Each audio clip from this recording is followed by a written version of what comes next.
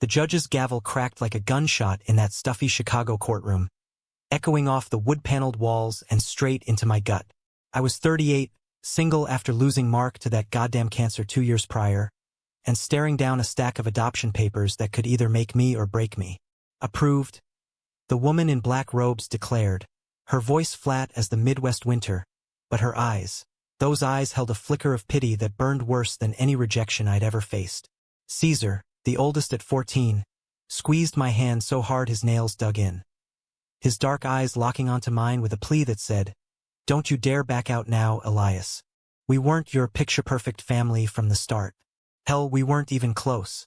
I was a graphic designer scraping by in a one-bedroom walk-up in Wicker Park, the kind of place where the L train rattled your coffee mug at dawn and the neighbors blasted salsa till midnight. Mark and I had talked about kids, adoption, surrogacy, whatever it took. But life had other plans. After he was gone, the silence in that apartment was a living thing, clawing at me until I couldn't breathe. That's when I stumbled into the world of foster care, volunteering at a support group for LGBTQ+ youth who'd been chewed up and spit out by the system. That's where I met them. 5 boys, each one a walking testament to how America could fail its own. Caesar was first. 14, wiry as a stray cat, with skin like polished mahogany and a glare that could curdle milk. He'd been bounced between 8 homes in 6 years, outed by a foster dad who caught him kissing a boy behind the garage. "Faggot," the man had snarled, before calling child services to wash his hands clean. Caesar arrived at my door with a duffel bag and a chip on his shoulder the size of Lake Michigan. "This temporary?" he asked, dropping his bag in the hall like it might explode. I knelt to his level the way Mark used to do with the neighborhood kids. "Only if you want it to be." He didn't say a word, just nodded and vanished into the spare room I'd cleared out. That night, I heard him crying through the walls, soft, choked sobs that twisted my heart. I didn't knock. Some walls you let stand. Lorenzo came next 3 months later, 12 years old, with a mop of curly black hair that fell over eyes the color of storm clouds, and a laugh that could light up the gloomiest February day. He was Mexican-American, shipped from LA after his abuela passed, and his uncles decided a sissy, like him, didn't fit in their machismo household. The caseworker warned me, "He's a runner. Sweet kid, but trust issues deeper than the Grand Canyon." When I picked him up from the airport, O'Hare, always a zoo, he took one look at Caesar lounging on my couch and froze. Caesar, ever the tough guy, sized him up like a rival. "You snore," Caesar grunted. Lorenzo's lip quivered, but he shot back, "Only when I'm bored." By dinner, they were arguing over the last slice of pizza, and I swear, something in the air shifted, like the apartment finally remembered how to feel like home. Jamie followed, a freckled 10-year-old firecracker from the suburbs, with red hair that stuck up like he'd been electrocuted and a mouth that ran faster than the blue line. He'd been outed at school, caught holding hands with his best friend during recess, and his parents? They chose prayer circles over parenting. "We love you, but God doesn't," his mom had said, packing his Pokemon cards into a trash bag. Jamie arrived spitting mad, kicking the leg of my coffee table until his toe swelled. "This sucks. I want my Xbox back." Caesar dragged him into a headlock, half playful, half warning, while Lorenzo snuck him a cookie under the table. "We're not your real family." Jamie spat at me that first night, arms crossed like a tiny fortress. I sat across from him, nursing a beer. "Good. We're better. We're chosen." He rolled his eyes, but the next morning he was the one begging for pancakes. Tyler was 8, a quiet shadow with skin like caramel and eyes that seemed to see right through you.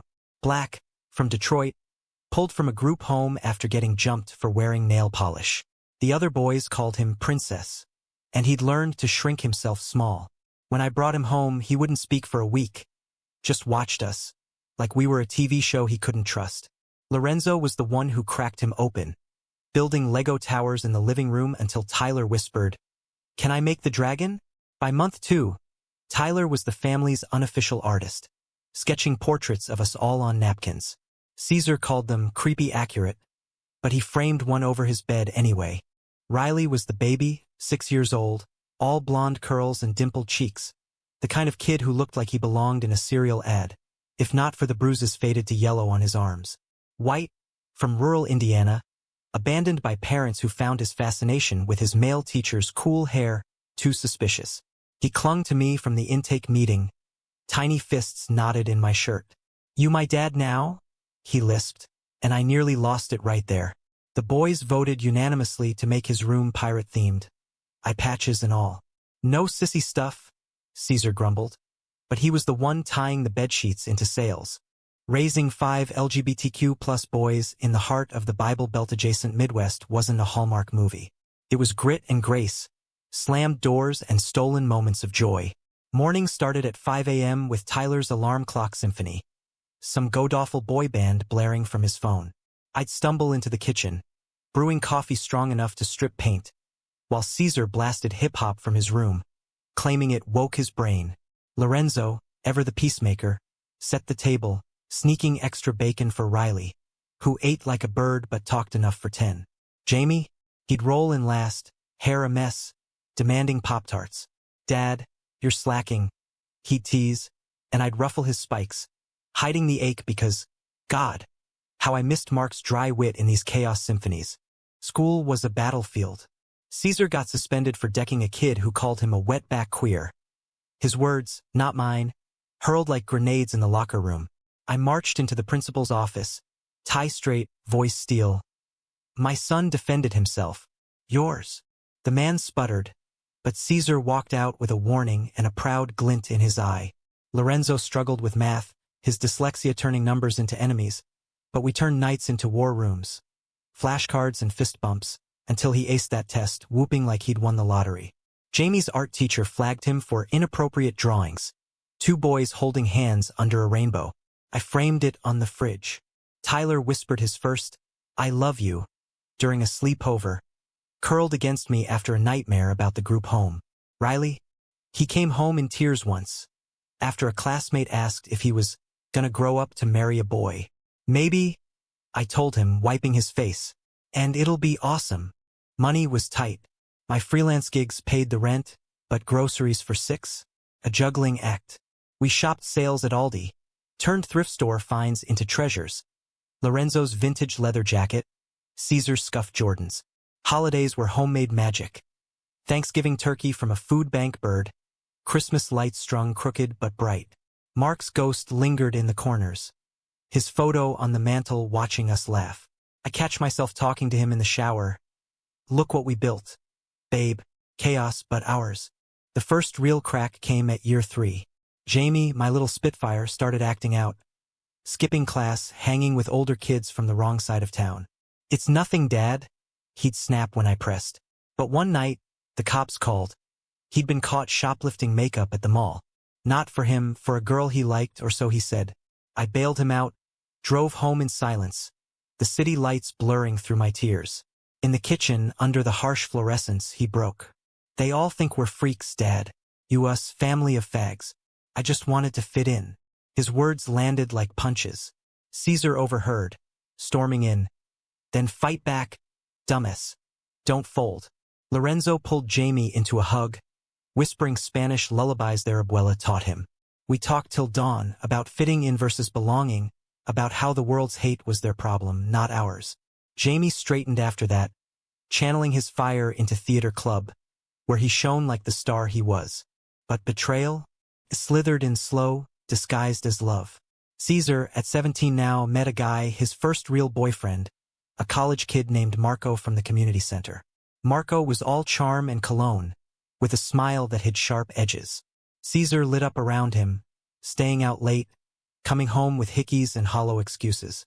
"He's good for me," Caesar insisted when I warned him, my gaydar pinging like a faulty smoke alarm. Lorenzo saw it too, his brow furrowing over dinner. "See, he's using you. For the thrill." Caesar laughed it off, but the doubt lingered. Then the storm hit. Marco dumped Caesar via text, brutal, public, in front of the whole rec center crowd. "You're too broken, man. Too much baggage." Caesar didn't cry. He shattered, punched a hole in his bedroom wall, blood streaking his knuckles, then bolted into the night. We searched for hours, me, Lorenzo, the younger ones frantic in the minivan. Found him on the lakeshore, rocks digging into his back, staring at the black water like it whispered invitations. I dropped to my knees, pulling him close. "You're not broken, son. You're mine." He sobbed then, raw and ragged, the kind of grief that reshapes you. Marco's betrayal cut deep, a scar that would fade but never vanish. We sued for emotional distress. Won a pittance, but it was justice, small and sweet. Caesar healed, tougher, channeling the pain into activism, starting a youth group at school. Through the wreckage, we grew.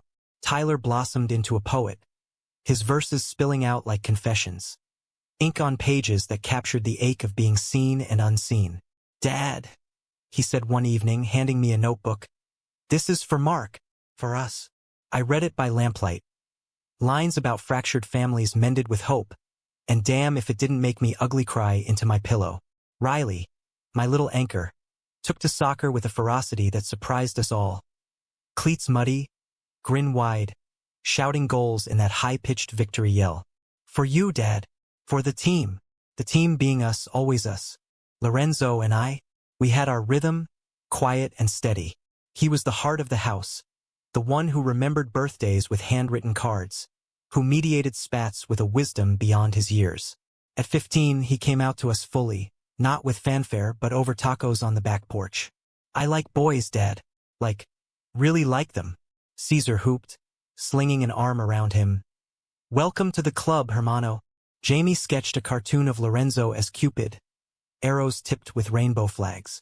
Tyler recited a haiku about love's quiet thunder. Riley just hugged him tight. "Does that mean I get 2 uncles?" We laughed till our sides hurt, sealing the night with esmores and stars. But love, real love, has a way of sneaking up when you're not looking. For Lorenzo, it arrived in the form of Alex, a shy transfer student from Evanston, with freckles like Jamie's and a sketchbook full of cityscapes. They met in art class, bonding over charcoal smudges and shared playlists of indie folk. Alex was out, proud, the son of 2 dads who'd marched in every pride since Stonewall's Echo. "He's different," Lorenzo told me one night, chopping onions for chili, his cheeks flushed not from the heat. "He sees me, Dad, not the foster kid label." I nodded, remembering Mark's easy gaze, how it stripped away the world's noise. Then hold on, but gently. Their first date? A picnic in Millennium Park, bean sculptures gleaming under summer sun. Lorenzo came home beaming, a daisy tucked in his hair. He kissed me on the cheek, said, "I'm poetry. My boy, poetry indeed." Caesar, post-Marco, armored himself in skepticism. College apps piled up, Northwestern, UIUC. But his heart was elsewhere. Theater, the stage where he could command the narrative. He landed the lead in Rent, channeling Angel's fire, his voice cracking the auditorium's silence. Standing ovation, tears streaming. He dedicated it to the man who taught me to sing through the storm. Me. I sat in the 3rd row, Riley on my lap, choking on pride. Backstage, he pulled me aside. "Dad, I think I'm ready to forgive the world. A little." We hugged fierce, the kind that says we made it this far. The younger ones thrived in the shadow of their brother's grit. Jamie, 16 now, directed his school's LGBTQ+ alliance, staging kiss-ins that made headlines in the Tribune. "Passive resistance is boring," he'd quip, paint under his nails from mural projects. Tyler published his first chapbook at 17, Shadows and Sparks, sold out at a local bookstore reading, where he thanked the dad who lit the match. Riley, at 12, captain of the Pee Wee League, wore a pride pin on his jersey, unfazed by hecklers. "Hatter's gonna hate," he'd shrug, echoing Caesar's mantra. Yet, under the triumphs, fissures formed. Money woes escalated, braces for Riley, tuition for community college for Jamie. I picked up night shifts at a design firm, coming home to frozen dinners and guilt. The boys noticed, pooling allowances for Dad's coffee fund. "You're not alone," Lorenzo said, slipping a 20 into my wallet. But isolation crept in. Dates? I tried. A widower from the gym, a barista with a killer smile. But the ghost of Mark loomed, and 5 boys left little room for vulnerability. "When's your turn, Dad?" Tyler asked once, gentle as a poem. I shrugged. "I'm living it." The betrayal that nearly undid us came from within, sharp as a family heirloom turned weapon. It was Jamie, my Jamie, who cracked, At 18, he'd won a scholarship to NYU's Tisch, Dreams of Broadway Lights. But the pressure mounted. Auditions, expectations, the weight of being the success story. One weekend home, he vanished. Phone off, texts unread. Panic set in. Caesar rallied us, driving loops through the city. Lorenzo called every friend. Tyler and Riley plastered flyers on lampposts. 2 days later, a call from a Brooklyn precinct. Jamie, arrested for fraud. He'd faked recommendation letters, forged transcripts. Desperate to prove he was more than Elias's charity case. I flew out, heart in my throat, meeting him in a sterile visiting room. His face was gaunt, eyes red-rimmed. I didn't want to let you down, Dad. The world expects miracles from us. The words hung heavy, laced with resentment. Not at me, but at the system that branded us damaged goods. Betrayal stung, yes, he'd lied to us all. But deeper was the grief for the boy who'd internalized the hate we'd fought so hard against. You could have talked to me, I said, voice breaking. We're not miracles, Jamie. We're us. He wept then, shoulders shaking, and I held his hand through the plexiglass, whispering promises of lawyers and second chances. Back in Chicago, the house felt hollow.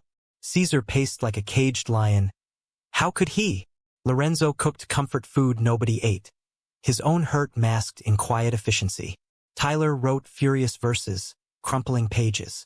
Riley asked, Is Jamie bad now? No, Keith. Just human. We bailed him out, crowdfunding from the community center, donations from old foster allies. Jamie returned sheepish, scholarship revoked but spirit cracked open. Group therapy became our lifeline, circles of trust where we aired the rot. I betrayed you because I betrayed myself. Jamie confessed one night, voice small. Caesar, surprisingly, forgave first. We all slipped, man. Get up. Forgiveness wove us tighter. Threads of gold in the frayed fabric. As the boys edged toward independence, my own reckoning loomed. At 50, gray threading my temples, I met Daniel, a pediatrician with laugh lines and a penchant for bad puns, at a Pride volunteer fair. He was widowed too, his husband lost to AIDS a decade back. Our first coffee stretched to hours, stories spilling like rain on parched earth. 5 boys? He marveled, eyes warm. You're a force. Daniel fit slowly, gently. Dinners with the boys, where he'd debate Marvel theories with Riley or critique Tyler's metaphors. Caesar grilled him. You hurt him, you're out. Daniel just smiled. Wouldn't dream of it. Love, second act, felt like grace. Climax brewed that fall 20 years in. A national documentary crew sniffed around. Unwanted to unstoppable. One dad's fight for his sons. Sparked by Jamie's theater comeback and Caesar's viral TEDx talk on queer foster reform. Interviews in our cramped living room. Lights hot. Questions probing. What was the hardest part? The director asked. I paused, glancing at the boys, men now really flanking me. Loving them enough to let them break me. They laughed, but truth lingered. Then, the gut punch. Leaked emails from the adoption agency, unearthed by a journalist. Words like high-risk placement, potential liabilities, slurs veiled as concerns. Elias Rivera, unstable, post-loss, ill-equipped for multiple special needs adoptions. My name dragged through mud. Worse, hints that Caesar's file had been flagged aggressive tendencies, nearly derailing us. Rage boiled, betrayal anew, from the very system I'd trusted. Protests erupted. Hashtags trended. The boys rallied. Lorenzo organized a press conference. Voice steady. They called us unwanted. We proved them wrong. The storm peaked on a crisp October night, 25 years to the day since that gavel fell. The boys, my men, insisted on a surprise. Tickets to the Tonys, Jamie's off-Broadway hit fractured rainbows up for awards. But it was more a full-circle reckoning. Daniel drove, his hand on my knee, steady as ever. The theater loomed, marquee blazing. A night for the unwanteds. Not just the show, a gala, funded by their collective triumphs. Caesar's nonprofit, now national, Lorenzo and Alex's graphic design firm, eco-focused and queer-led. Jamie's script, a raw tapestry of foster survival. Tyler's best-selling memoir, Ink in the Margins. Riley's youth advocacy app, connecting LGBTQ plus kids coast to coast. Inside, the house was packed. Activists, celebs, everyday heroes who'd marched beside us. Spotlights danced, but my eyes found them. My sons, suits tailored sharp, faces alight with that unbreakable fire. Caesar, 39, silver at his temples like mine, arm around his husband, a soft-spoken architect who'd tamed his storm. Lorenzo, 37, curls tamed, Alex beside him, their wedding bands glinting, partners in art and life. Jamie, 35, freckles faded but spark undimmed, his director boyfriend whispering cues. Tyler, 33, notebook in pocket, his poet laureate aura drawing admirers. Riley, 31, curls wild still, his tech was grin infectious, date a fellow activist with a justice tattoo. The curtain rose on Jamie's play. Our play, shadows of alleys and courtrooms, laughter amid tears. A scene mirrored that rain-soaked night I chased Caesar. A father pleading in the downpour, son turning away, then back, embrace defying the deluge. The audience gasped, wept. I gripped Daniel's hand, knuckles white. Intermission brought the hook, the director's voice booming. Tonight, we honor the man who built this stage from scraps. Elias Rivera. Lights pinned me, heart hammering. The boys flanked me on stage, each gripping a mic. Caesar started, voice gravel and gold. 25 years ago, Dad signed papers that saved us. Not from the world, from ourselves. Lorenzo next, eyes misty. You taught us love isn't blood, it's choice. Every damn day. Jamie, choking up. I broke us once. You mended with mercy. Tyler. Your silence held our screams. Riley last. You made wanted out of unwanted. We love you, Dad. Thunderous applause crashed. But the real climax? A video reel, clips of our chaos. Lego dragons, stage kisses, leaked emails burning in digital fire. Then, the reveal, a foundation in my name funded by them for queer foster kids. Pay it forward, they chorused. I stood there, 58 and spent, tears carving tracks. You think you saved me? I rasped into the mic, boys. You rebuilt me. Hugs swallowed us, the world blurring to family. Betrayal's shadow? It lingered, in policy fights and scars, but we'd alchemized it, pain to purpose. Daniel joined us later, over champagne in the green room. Proud, he murmured. Beyond words, our love, quiet anchor, bloomed in stolen dances amid the whirl. 25 years on, the world watched, headlines in the Times. From foster shadows to spotlight glory. Emmys for the doc. Riley's app downloaded millions. Caesar keynote at the White House.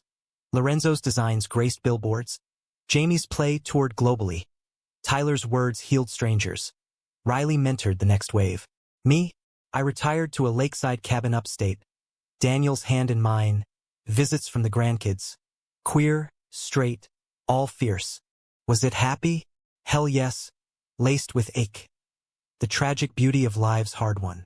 Mark would have grinned, told you, Eli. Chaos to legacy. In quiet moments, I trace his photo, whisper thanks.